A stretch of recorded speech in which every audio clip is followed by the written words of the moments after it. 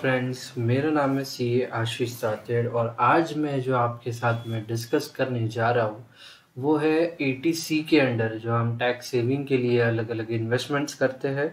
तो उसके अकॉर्डिंग आपके लिए कौन से इन्वेस्टमेंट सूटेबल होगी और आपके लिए कौन सी इन्वेस्टमेंट बेनिफिशियल होगी, इसका एक डिस्कशन आज हम करने जा रहे हैं। तो हम जो हमारा आज का डिस्कशन होगा उसके लिए एक बेसिक अजम्पशन हम ऐसा कर रहे हैं कि आपको एफडी क्या होता है ये पता है, आपको म्यूचुअल फंड्स क्या होते हैं ये पता है, आपको NPS national pension saving scheme ये क्या होता है इसकी बेसिक अंडरस्टैंडिंग आपको है। अगर आप चाहते हो कि हम किसी एक पर कोई डिटेल वीडियो बनाए और आपको अच्छे से अंडरस्टैंडिंग दे तो प्लीज़ आप कमेंट में मेंशन कर सकते हो, तो नेक्स्ट वीडियो हम उसके बारे में डिस्कस करेंगे। बट आज जो है हम यहाँ पर एक समरी चार्ट पर डिस्कस करेंगे कि जो बेसिक पैरामीटर्स है उसके अकॉर्डिंग आपके लिए कौन से इन्वेस्टमेंट सूटेबल इन्वेस्टमेंट हो सकती। सो आज के जो हमारे एक डिफाइंड पैरामीटर्स है उसमें सबसे प्रोमिनेंट और सबसे इम्पोर्टेंट वाले है एक रिस्क, कि आपको जो सूटेबल रिस्क है वो अकॉर्डिंगली आपका कितना रिस्क कैपेसिटी है उसके अकॉर्डिंग। सेकंड जो है लिक्विडिटी, कि जो भी आप फंड इन्वेस्ट कर रहे हो तो आप वो कब तक विड्रॉ कर सकते हो या फिर आपको कितने जल्दी वो फंड्स आपके हाथ में आ सकते हैं। थर्ड जो पैरामीटर हम डिस्कस करने जा रहे हैं वो है टैक्स बेनिफिट, कि किसी इन्वेस्टमेंट के अगेंस्ट आपको कितना उसका टैक्स बेनिफिट होगा। वो रिटर्न्स मतलब कि अगर आप इन्वेस्ट करते हो तो आपको उसके अकॉर्डिंग कितने रिटर्न उस इन्वेस्टमेंट पे मिलेंगे। टाइम पीरियड का मतलब है कि कितने टाइम तक आपका वो अमाउंट इन्वेस्टेड रहना ज़रूरी है। और जो लास्ट पैरामीटर है वो है गोल्स, की उस पैसे से आपके क्या गोल्स है, आपको क्या अचीव करना है।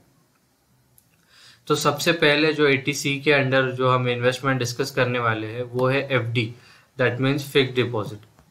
एक 5 साल के लिए आपको एक एफडी करनी होती है गवर्नमेंट के साथ, गवर्नमेंट के पास, गवर्नमेंट अप्रूव्ड बैंक्स में।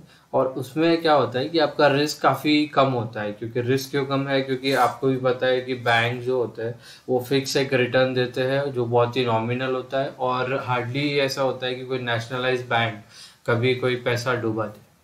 तो इसके लिए इसमें रिस्क काफ़ी कम होती है। लिक्विडिटी काफ़ी हाई है कि आप जब चाहो तब जाके विड्रॉ कर सकते हो। जनरल टर्म्स में हम बात कर रहे हैं। इस एफडी में एक्चुअली एक लॉक इन पीरियड होता है 5 साल का, लेकिन एक जनरली अगर देखा जाओ तो लिक्विडिटी काफ़ी एफडी में हाई होती है।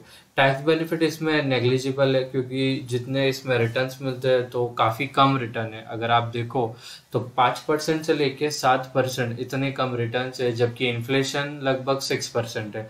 तो अगर आप इन्फ्लेशन एडजस्टेड रिटर्न देखोगे तो काफ़ी कम रिटर्न आपको मिलने वाले हैं। तो इसलिए टैक्स बेनिफिट कम है इसमें, रिटर्न्स भी कम है, और टाइम पीरियड जो है जैसे मैंने आपको बताया कि फिक्स गवर्नमेंट का लॉक इन 5 ईयर्स का लॉक इन है।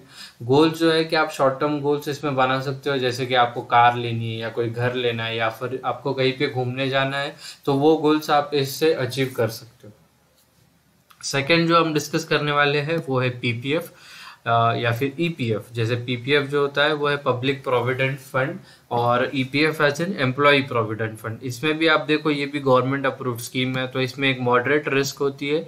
लिक्विडिटी इसमें कम होती है। लिक्विडिटी इसमें क्यों कम होती है, क्योंकि इसमें जो है जो लॉक इन पीरियड है वो कंपलसरी 15 ईयर्स का है। पार्शियल विड्रॉल आप कर सकते हो, लेकिन बेसिकली अगर देखा जाए तो टाइम पीरियड जो है वो 15 ईयर्स का है। लेकिन इसमें टैक्स बेनिफिट जो है वो काफ़ी हाई टैक्स बेनिफिट है, क्योंकि आपको भी पता ही होगा या फिर नहीं पता है तो जैसे होता है कि आप 1,50,000 तक एक साल में पीपीएफ अकाउंट में डिपॉजिट कर सकते हो। जो मिनिमम अमाउंट है वो 500 रुपीज़ से होती है, कि आप 500 रुपीज़ मिनिमम आपको डिपॉजिट करना पड़ता है, और मैक्सिमम आप 1.5 लाख रुपए तक हर फाइनेंशियल ईयर में डिपॉजिट कर सकते हो।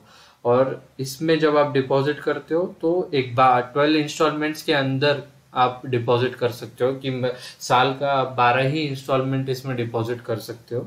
और इसका अभी करंट इंटरेस्ट रेट लगभग 7.1% चल रहा है।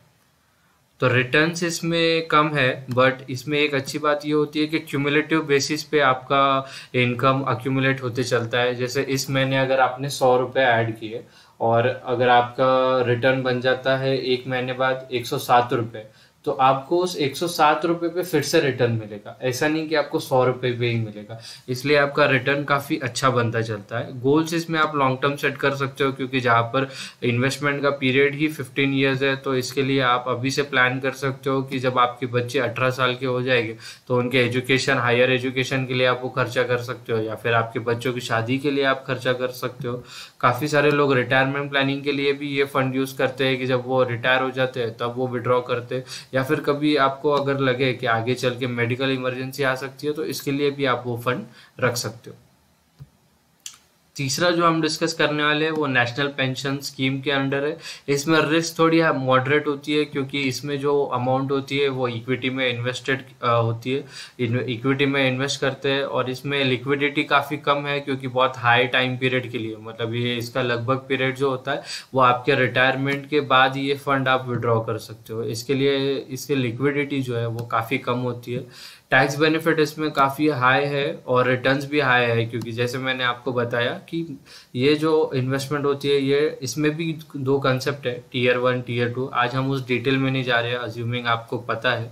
बट इसमें जो होता है कि वो टाइम पीरियड काफ़ी हाई होने की वजह से और लिक्विडिटी काफ़ी कम है, क्योंकि रिटायरमेंट तक ये फंड आपके ब्लॉक हो जाते हैं कि एट द एज ऑफ 60-62 जब आप रिटायर होते हो तभी आप इसे विड्रॉ कर सकते हो।